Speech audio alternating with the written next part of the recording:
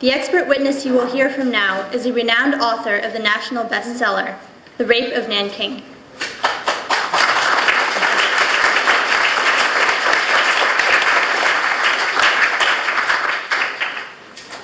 Please state your name. Iris Chang.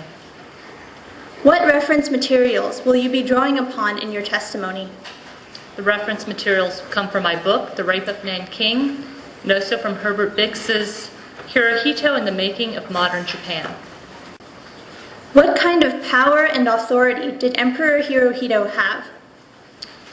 Emperor Hirohito is the 124th Emperor of Japan, not only by right of blood and tradition, but also by authority of the Constitution.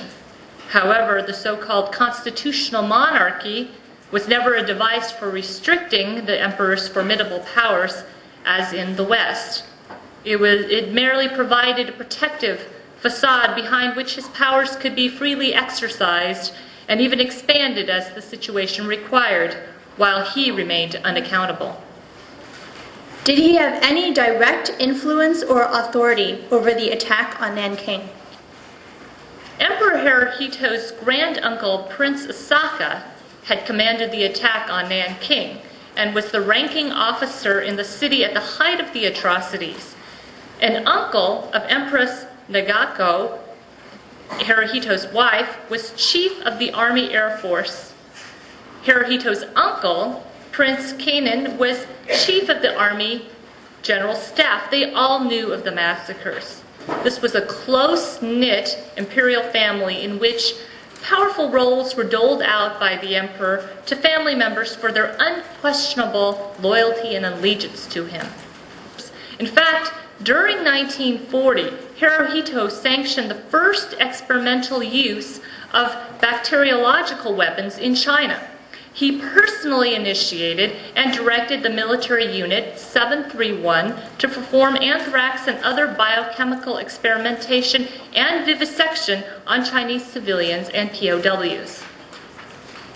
Based on your testimony, Emperor Hirohito was aware of the atrocities. Did he have the power to stop it from continuing?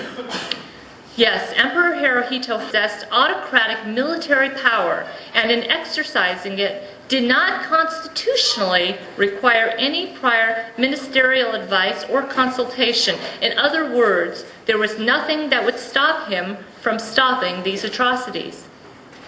What was his motivation for his invasion of China?